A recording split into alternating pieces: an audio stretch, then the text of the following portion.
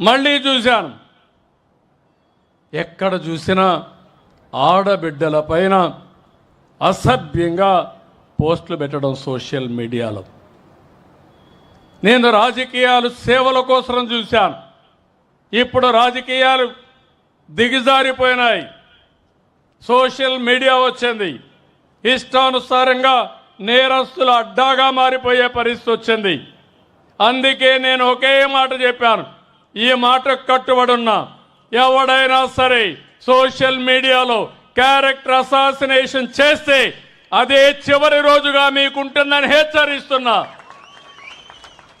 గౌరవప్రదంగా బతకనియండి. సమాజంలో మీకు చేతనైతే విలువలు నేర్పించండి.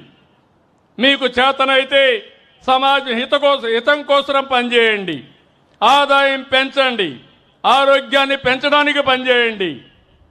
లేకపోతే చేత కాకపోతే ఇంట్లో పడుకోండి. పిల్లలకు నేరాలు నేర్పించండి. రౌడీజం నేర్పించద్దండి.